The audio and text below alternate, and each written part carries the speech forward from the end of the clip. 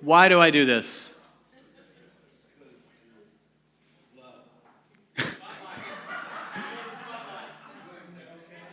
But I put all the spotlight on you guys, right? So why would I do it? Good, we're going to learn about that. So I want to show you a picture. If you can see this, this is our small group, 3 tables deep, right? So this is a Wednesday night group, Q&A, talking about, that must have been a really good sermon that week because there's tons of people here, right? Must have been one of the ones I did. Everybody has an opinion, everybody has something to say, like it's really cool, right? This is our group a couple of weeks ago.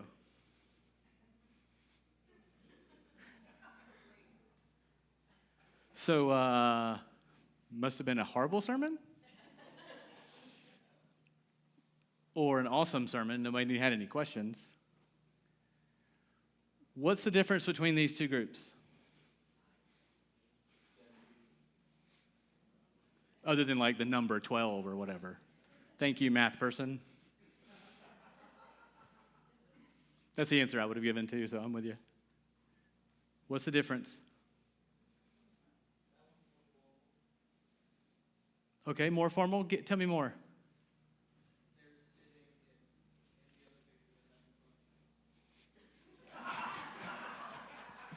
Ouch, but okay. That's good, like it. What else? Hold on. What was that? Deeper conversations because of smaller groups. So I will tell you that this week, we talked about the sermon, right? Rusty brought out his three things he had on his note card. We talked through the 3 things. People brought the things they had. Like we talked through the sermon, right? This week we didn't talk about it at all, right? What do you think we talked about? Life. There's only 4 of us. So when I was growing up, this would be called a successful week. And this would be called, are you sure you want to keep having this group? To me, both of these are successful in 2 different ways, right? This week, we talked about things we never would have thought about talking about. I learned things about people that I never would have learned in this group, even though this group has been meeting together, pretty much that same group for 2 years? I learned things in this week that never came up in those other weeks. Both successful? Yes. So I get you around tables doing weird things together, asking you stupid questions that seem to have nothing to do with anything. Because this, to me, is where community is built. This, to me, is where you get to know each other. This is one of the reasons we do the things we do at Daylight. This is not accident. This is not to give H the week off. This is not to give Rusty the stage for a bit, but make sure he doesn't do a whole sermon. Right? It's none of those things. This is intentionally time to sit around tables and get to know each other. Now, some of you have started getting away from your table and trying other tables out. That's what I'd love for you to do as we go through this, as we grow in this more and more. Because some of you, you all know each other, you've been sitting at the same table forever, right? Now we start going out. The other thing that can happen in this group, and we'll talk about it as we go, is we can speak to people a different way. If I'm in this group and I have something to say to you, am I going to say it in that group? Probably not, right? Bunch of people, bunch of looks, things can come out a certain way. What about in this group? It's easier, right? I can easier in a group of 4 say, hey, what's been going on with this piece? Right? So as we do these questions, and I'm going to make you do them again, right? But I want to do them again in a different mindset this time. We're doing this to learn more about each other so that we can learn more about each other going forward. All right. Did you learn something about the people at your table? Potatoes.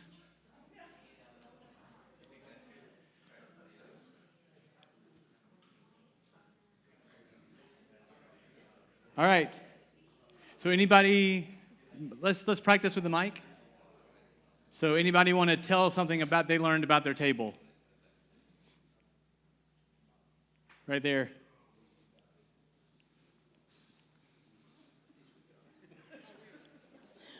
We're all going skydiving.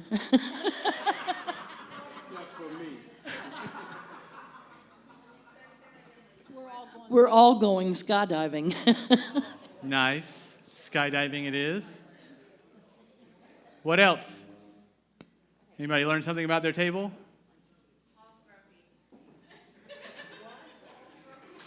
Paul's grumpy. Okay. Anybody else? All right, cool. Now comes the good stuff. I'm just kidding. That was the good stuff. Now we have to pay the bills with the Bible stuff, right? Y'all, some of you are laughing at my jokes and some of you aren't. So that was a joke. So also on your table is a Bible, or sometimes two, because I had one for every table and I condensed. So there are 2 bookmarks in it. One of the bookmarks has a verse printed on it, and it's conveniently in the spot so you don't have to look it up. The other one is blank, and that's one for later. Okay? One of them has a verse on it. One of them is blank. That's for later. Don't move the thing, or you'll have to find the verse yourself. So your job at your table is to read the verse that is printed on it. And I want you to tell me what it has to do with us. So if your table has 2 Bible verses, you get to do 2. All right, any questions? They're short verses, so we should be good. All right? So hopefully you pick someone at your table to speak out. Because the educational piece here is that you learned something at your table. Now you need to teach us what you learned. So who wants to go first? Everyone gets to play, so who's going to start? I can start. Okay, Siler, you start. So we talked about the difference between encouraging in a small group, as you showed, versus a very large group. And What we was your verse? Mine was 1 Thessalonians 5:11, which talks about encouraging your brothers and sisters. And we said that in a small group, it's a lot easier to be personable and to encourage on an individual basis. And in a large group, you can encourage as a group and teamwork and stuff. Okay. So you get that individual encouragement, like I can go up to you and go, you did really well at this today. I enjoyed seeing you do this, right? We've all had that kind of thing. Then you have the group encouragement, right? They hype everybody up at the beginning of a football game, right? Get the whole team motivated, like doing the haka or whatever, all those things they do, right? Gets everybody going, and then you run into the game, and you run out and do what you're supposed to do. Encouragement, awesome. What was your other verse? Romans 15th chapter. Oh, we need the mic. Romans 15th chapter, 4th through the 7th verse. Okay. Which also kind of gets into encouraging people as Christ encouraged us. Okay, so it doesn't come from us, right? Where does it come from? Correct. Jesus the Christ. Right. Yep. So we're doing what we've had modeled to us. Yes. Perfect. Love it. Thank you, guys. Next table. Who's up? I'm thinking we got the same thing here because we had Galatians 6:2. Okay, I got to focus because these words are so small. No, not that one. Anyway, it's got the same thing to do with what you all were saying about caring for one another and just having each other's back. And both verses that we had, the other one was Hebrews 10:24 and 25, and it was saying the same thing. So I'm wondering, and your table seemed like y'all got the same thing going. Who put this together? It must have been you. So, what does it mean to have each other's back? Like, what does that mean? Like, that to me is a little different Looking than out for encouragement. each other and helping the weak ones. What'd you say? She made an analogy with geese. How the leader will fall back when he gets tired or whatever, and another one will take his place. That's like you having your back. Yeah. When one gets weak, the next one steps up. When one's going through something, the next one steps up. Yeah. I think the Hebrews one is the one that says, don't stop meeting together. Is that what the Hebrews one was? So why would it encourage us to not stop meeting together? Because we need each other.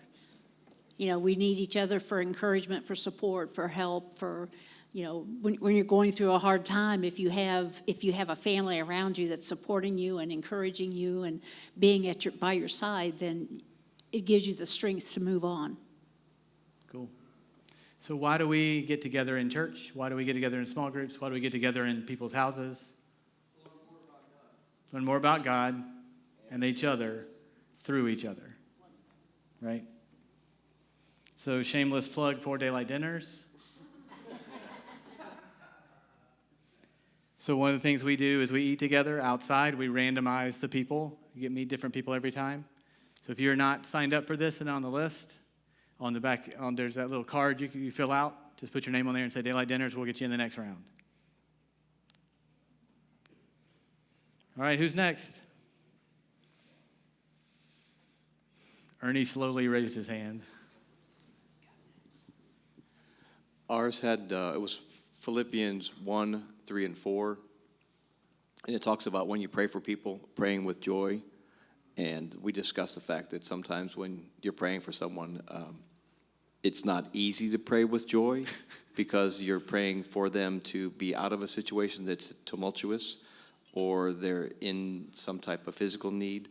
So praying with joy, and then or the times you're praying for someone to have, you know, you don't want to heap coals of fire on their head, but you kind of want to heap coals of fire on the head. You know, God, take care of this.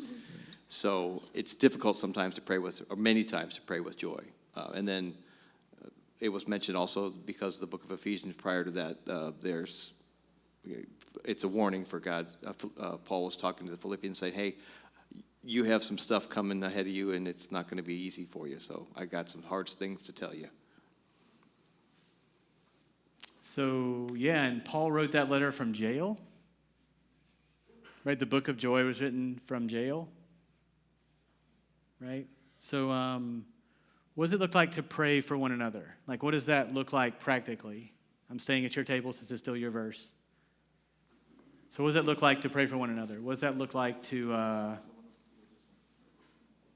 what does that look like? Like, how do you do that? Like being in a circle and like asking people what they need help on and like just communicating as a group. I feel like praying as a group is more like answerable to prayers because when that prayer is answered or whatever need answered as a group, it's like more joyful. So did you hear what he said? Yeah. When you pray together, when you share your requests, what happens when it's answered? You celebrate together, right? There's joy in that. What happens when it's not answered? You pray harder. You keep praying. You keep encouraging. You keep getting each other's back. In a group, right? What does that look like when you're by yourself? Lonely. Love it. All right, who's next?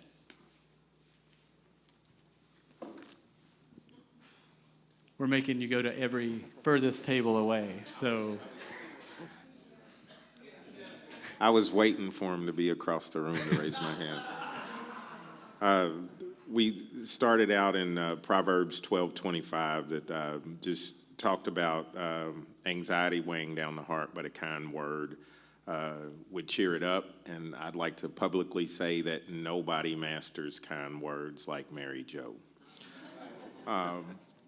And then we talked about Ephesians 4:1-4, that basically reminds us about the unity, the community that we live in, but how we all should be on one accord and part of one body, which would suggest us coming together, getting to know each other, and in a lot of ways operating as one.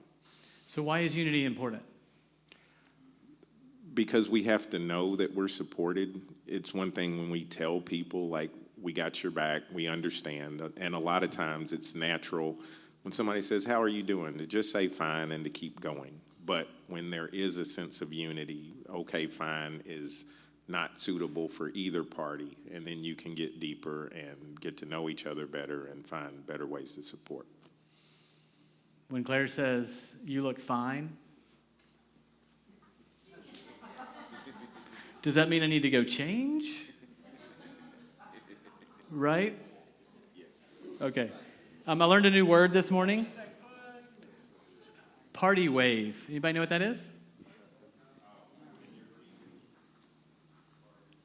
You're leaving the party and you wave? No. Good try. When the whole party waves that you're leaving? No. It's a surfing term. I thought this was so cool, so I'm going to read it to you.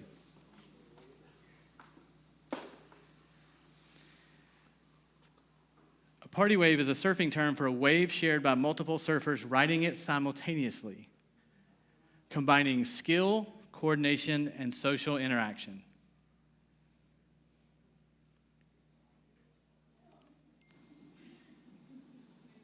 These waves usually form when the wave is so large and powerful it accommodates multiple riders, allowing for a shared dynamic experience. So you've seen how hard it is to surf, right? Now imagine doing that all together. Now what does that take? Communication, right? Patience. At some point you're going to crash, right? Even if you do it well for a few minutes, at some point it's got to stop. So like patience at the end of that. Like we tried that was awesome, right? We got 30 seconds of awesome, right? So to me, that verse kind of talks about that party wave, right? If we're moving together in the same direction, we all get to, like, it's not easy, right? It's not easy to be human and move through life together. It's even harder when what we're supposed to be doing as Christ followers is different from what the world does. We should look different. We should talk differently. We should interact with people differently. So if we're all doing that together, it's easier to do it. Back to what Luke said, right? If you do it as a group, you celebrate as a group. If it's hard, you fail as a group. And you keep going as a group. Then you've got each other's back. And you encourage them to try it again. And we're moving in the same way again. Who's next? I think there's 2 tables left.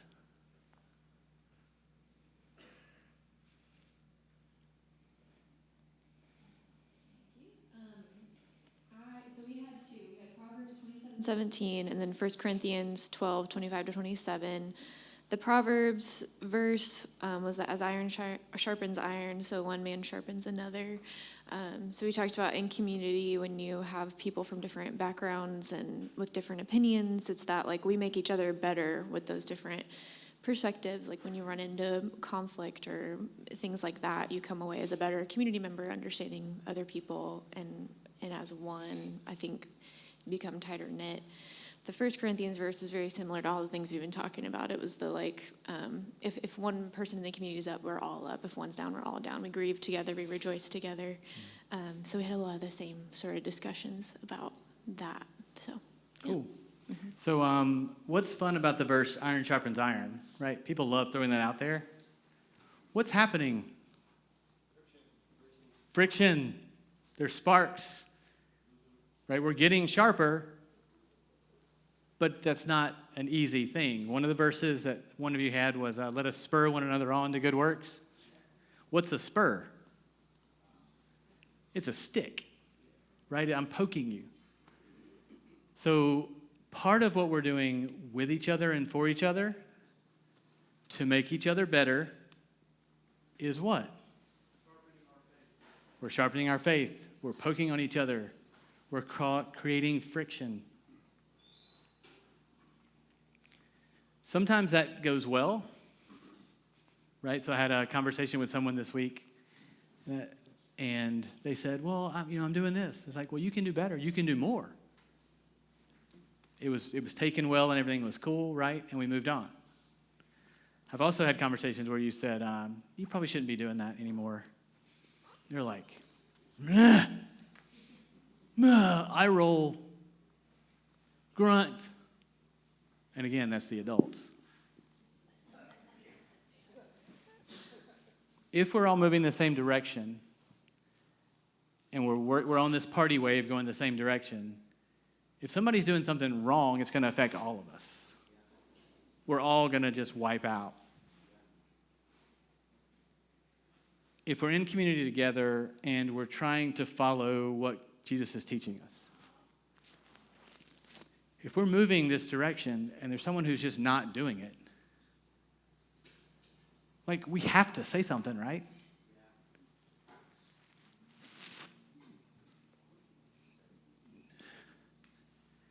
Is this the right forum? Not always. Is this the right forum? Rarely.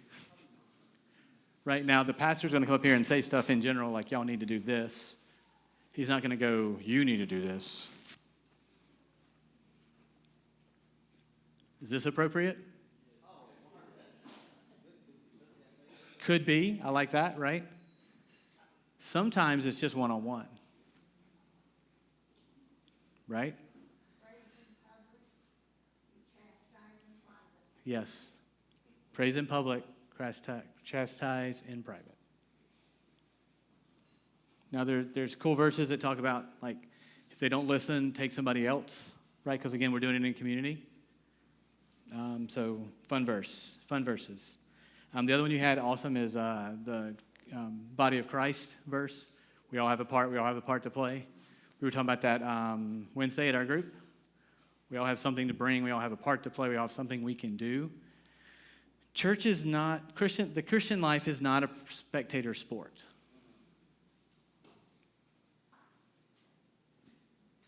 The Christian life is not a spectator sport. There's stuff to do. We don't always do it right. We don't always say the right thing. But if I'm encouraging and I'm trying to strengthen and I'm praying for, and I realize we're all part of it, then it makes it easier because we're going the same direction. Did I get everybody? Did y'all do a table? Did y'all do yours? Yeah, we've got one over here. Okay.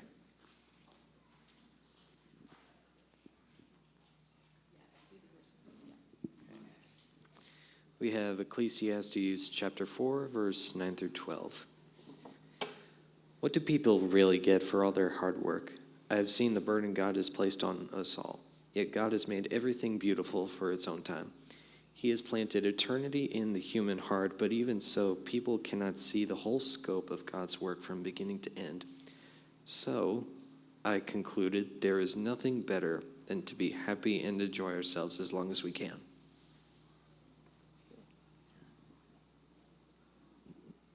And your other verse?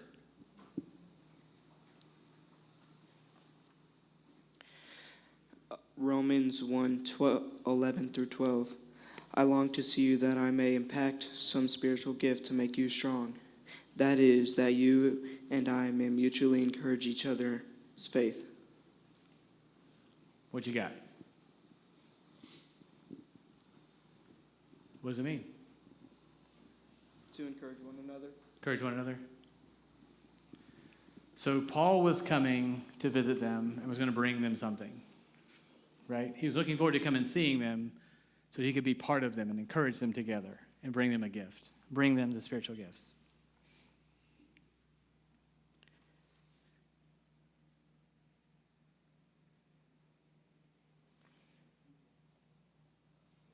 I want to go to Ephesians 4, the one y'all had. Y'all had Ephesians 4:1. And I'll close with this. As a prisoner for the Lord, then, I urge you to live a life worthy of the calling you have received. Be completely humble and gentle.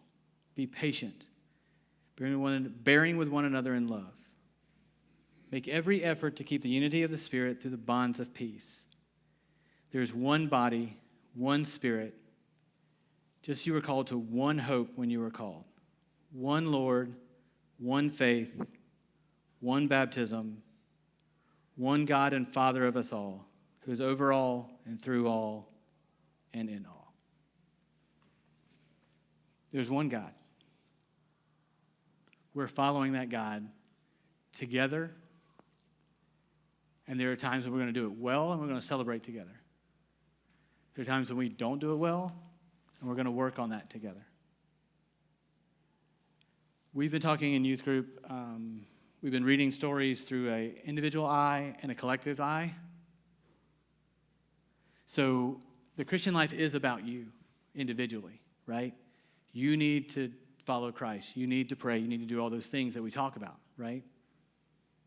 But it's also a collective. It's also we are following Christ.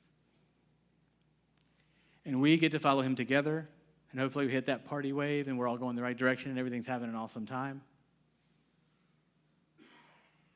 There's one God, one Lord, one faith, one baptism, one God and Father of all, who is over all, through all, and in all.